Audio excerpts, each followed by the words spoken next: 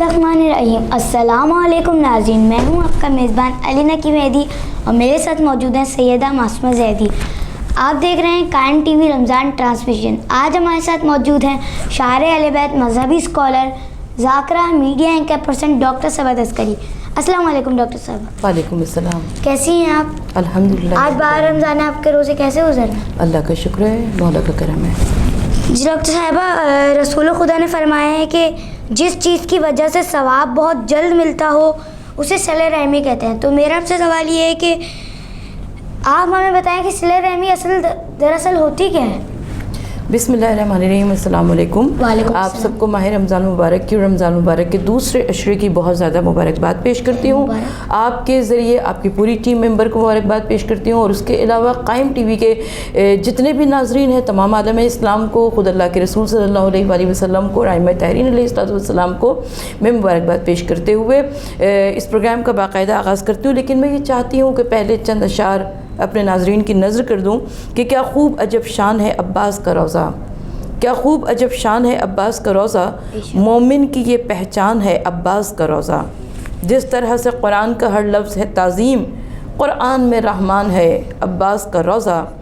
करबो बला में सारे शहीदों के दरमियाँ, करबो बला में सारे शहीदों के दरमियाँ, कह दीजिए सुल्तान है अब्बास का रोज़ा। मैं हाज़री हज़रत अब्बास करूँगी, मैं हाज़री हज़रत अब्बास करूँगी, अब ज़ीस्त का उन्वान है अब्बास का रोज़ा। कि खुशबुए वफ़ा से है मुअत्तर ये ज़माना, सरवत गुले रेहान है अब्बास का रोज़ा। क्या खूब अजब शान है अब्बास का रोज़ा, मोमिन की ये पहचान है अब्बास का रोज़ा। सुभान अल्लाह। हम सबको दुआ करनी चाहिए कि परवरदिगार आलम जल्द अज जल्द करबलाए मुअल्ला में हम सबको रोज़ा इमाम हुसैन अलैहिस्सलाम और रोज़ा हज़रत अब्बास अलमदार अलैहिस्सलाम की ज़ियारत करा दे। आमीन सुम्मा आमीन। और आज आपके प्रोग्राम का उन्वान बहुत खूबसूरत है जो कि सिले रहमी पर मुहित है। सिले रहमी यकीनन अगर आज मेरे और आपके माशरे में हमारे इर्द गिर्द सिले रहमी राइज हो जाए तो बहुत सारी परेशानियां खुद ब खुद दूर हो जाएं। लेकिन प्रॉब्लम यह है कि हम कुछ उस फार्मूले पर अमल करते नज़र आते हैं कि अपनों को डांटो और गैरों को बांटो। यानी दूसरों के साथ तो मोहब्बत होती है, हमदर्दी होती है, उनके साथ बड़ा हुस्न सलूक होता है, लेकिन आपस में एक कटा मरी नफ्सा नफ्सी वाली सूरत हाल जारी रहती है। तो सिले रहमी हमेशा उनसे की जाती है जो कि आप से बहुत नज़दीक हुआ करते हैं, यानी रहम जिससे माँ के ताल्लुक़ से आपका रिश्ता हुआ करता है वो सिले रहमी हुआ करती है। तो हमें दुआ करनी चाहिए कि परवरदिगार आलम हम सबको सिले रहमी करने की तौफ़ीक़ अता फ़रमाए। आमीन सुम्मा आमीन। और सिले रहमी के बहुत ज़्यादा फ़ायदे हैं। सिले रहमी से उम्रें तवील हो जाती हैं, सिले रहमी से रोज़ी कुशादा हो जाती है, सिले रहमी से परवरदिगार आलम हमसे राज़ी रहता है, सिले रहमी से आप खल्क़ खुदा की नज़र में महबूब होते हैं, अफजल करार पाते हैं। तो सिले रहमी का इस्लाम हमें बहुत ज़्यादा हुक्म देता है। अल्लाह के रसूल सल्लल्लाहु अलैहि वसल्लम भी सिले रहमी का बहुत ज़्यादा हुक्म देते हैं और आइम्मा तहरीन अलैहिस्सलाम की तालीमात में भी हमें सिले रहमी का बहुत ज़्यादा हुक्म मिलता है। रिवायत ये कहती है कि एक मरतबा छठे इमाम अलैहिस्सलाम की खिदमत में एक शख्स आया।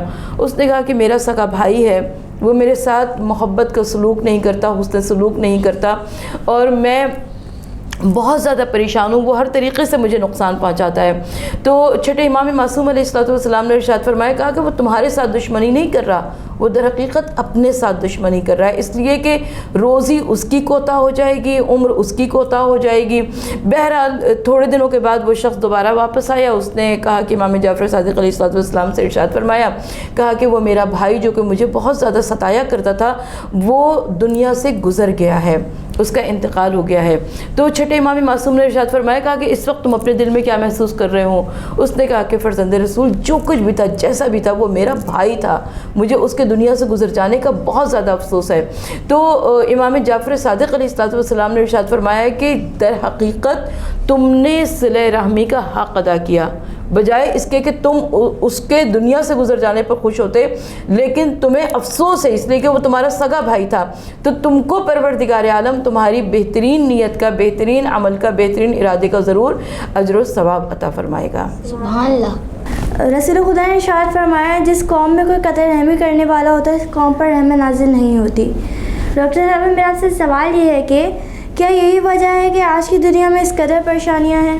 دیکھیں آج کی دنیا میں جو پریشانیاں اس کی بہت ساری وجوہات ہیں، لیکن ان تمام وجوہات میں صلہ رحمی کو بھی ہم ضرور شامل کریں گے، اس لیے کہ صلہ رحمی کرنے والوں کے جو فائدے ہیں وہ مذہب اسلام نے الگ بتائے اور قطع رحمی کرنے والوں کے نقصانات الگ بتائے ہیں۔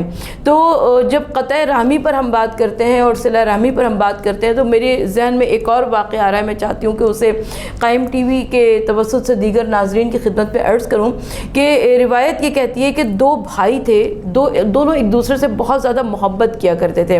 اب جب وہ دونوں ایک دوسرے سے بہت زیادہ محبت کیا کرتے تھے تو بڑے بھائی کی شادی ہو چکی تھی، اس کے چھوٹے چھوٹے بچے بھی تھے۔ اچھا چھوٹا بھائی جو تھا وہ ابھی غیر شادی شدہ تھا، تو فصل کاٹی گئی۔ آپ کو معلوم ہے کہ جو گاؤں دیہات ہوا کرتے ہیں وہاں پر اناج رکھنے کے بڑے بڑے ڈبے ہوا کرتے ہیں، تو ساری فصل کاٹی گئی، اناج غلہ اس کے اندر ڈالا گیا۔ جب آدھی رات نمودار ہوئی تو بڑے بھائی نے یہ سوچا، کہا کہ میں تو شادی شدہ ہوں، الحمدللہ میرے تو سارے کام ہو چکے ہیں، چھوٹا والا بھائی ابھی نہ اس کی شادی ہوئی ہے، اس کے اخراجات ابھی بہت عنقریب زیادہ اخراجات اس کے اوپر آئیں گے، تو میں ایسا کرتا ہوں کہ اپنے حصے کا اناج جو ہے وہ تھوڑا سا چھوٹے بھائی کے حصے میں ڈال دوں۔ تو اس نے وہ رات کے اندھیرے میں چپ چاپ اٹھا اور اس نے اپنے حصے کا اناج جو تھا وہ چھوٹے بھائی کے حصے میں ڈال دیا اور اس کے بعد جا کے سو گیا۔ اچھا چھوٹا بھائی بھی اپنے بستر پہ کروٹیں لے رہا تھا، اس نے یہ سوچا کہ میں تو اکیلا آدمی ہوں، میرے کون سے اتنے اخراجات ہیں، لیکن میرا بڑا بھائی وہ فیملی بھی دیکھتا ہے، اس کے بیوی بچے بھی ہیں، اس کے خاندان برادری کے بھی سارے مسائل اس کے سر پہ آتے ہیں، میں کیوں نہ اپنے اناج میں سے تھوڑا سا اس کے حصے میں ڈال دوں۔ اس کے بعد وہ اٹھا اور وہ اس نے جا کر سارا اناج جو تھا وہ اس نے بڑے بھائی کے حصے میں ڈال دیا۔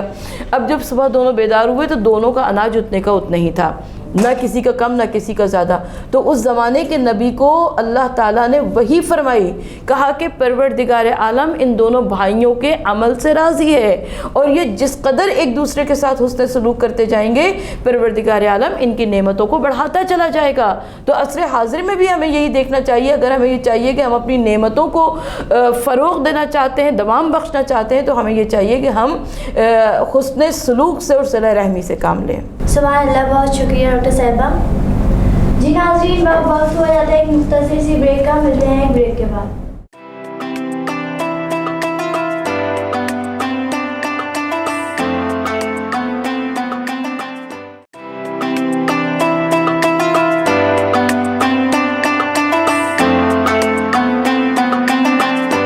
جی ناظرین ہم بریک سے واپس آ چکے ہیں، آپ دیکھ رہے ہیں قائم ٹی وی رمضان ٹرانسمیشن۔ جی ڈاکٹر صاحبہ میرا آپ سے سوال یہ ہے کہ جو ہم سے قطع رحمی کرتے ہیں کیا ہم بھی ان سے صلہ رحمی کریں؟ دیکھیے سب سے پہلی بات تو یہ کہ کیا ہم دوسرے کے ساتھ وہی سلوک کریں گے جو وہ ہمارے ساتھ کرے گا؟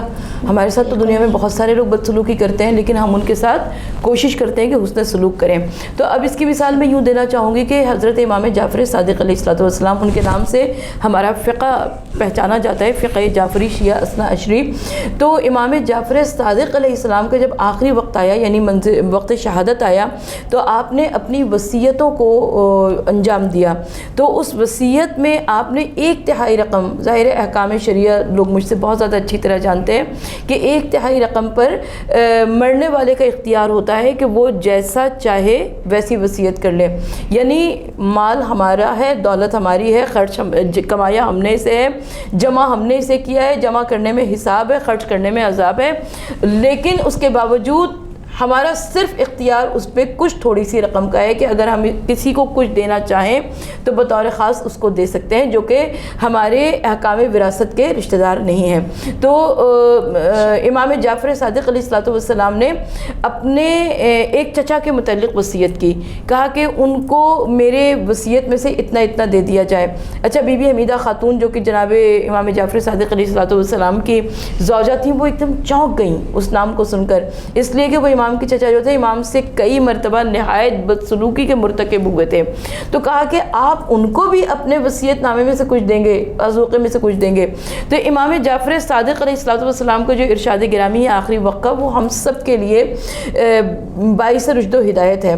امام جعفر صادق علیہ السلام نے فرمایا کہ کل قیامت کے میدان میں ہمارا چچا اپنے عمل کا جواب دے ہوگا، لیکن پروردگار عالم مجھ سے میرے عمل کے بارے میں پوچھے گا۔ یعنی آج میں اور آپ، ہم کو اپنے ہر عمل کے سامنے رب العالمین کو جواب دینا ہے۔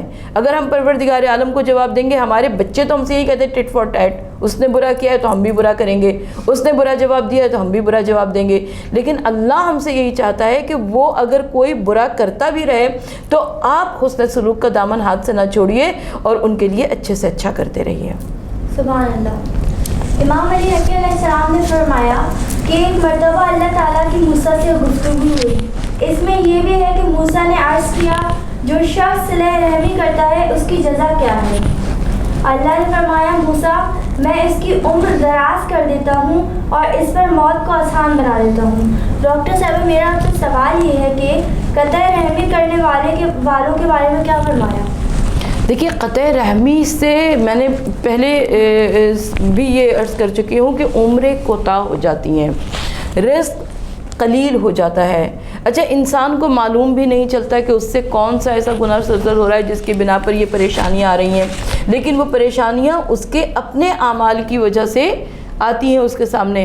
ہم چھوٹے چھوٹے کاموں سے، ہمارے یہاں بہت ساری مرتبہ ایسا ہوتا ہے کہ ہم بڑے بڑے کام نہیں انجام دے سکتے ہیں، بڑی بڑی نیکیاں سر انجام نہیں دے سکتے ہیں، لیکن جو چھوٹے چھوٹے کام ہوتے ہیں اگر ہم ان کاموں کو بھی سر انجام دے لیں تو ہم اپنے رشتہ داروں سے تعلق کو جوڑے رکھ سکتے ہیں، رشتے کو بنائے رکھ سکتے ہیں۔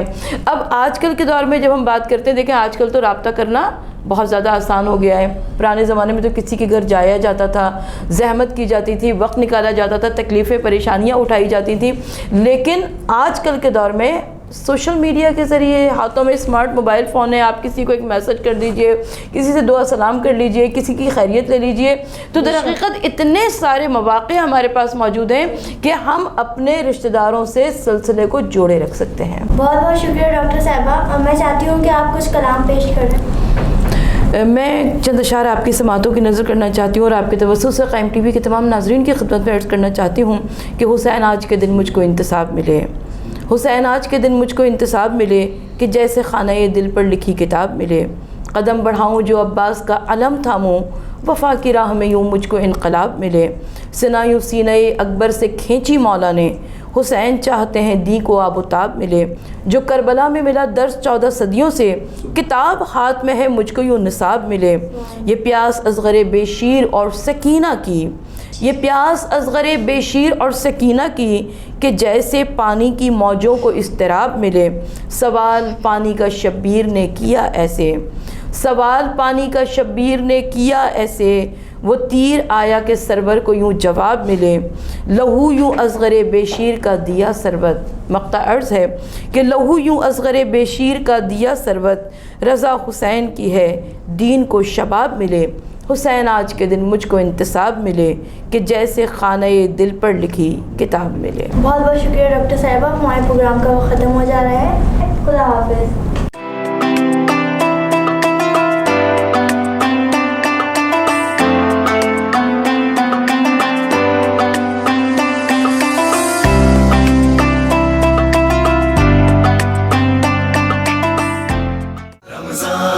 رمضان یوں قائم ہے، رمضان رمضان رمضان یوں قائم ہے، رمضان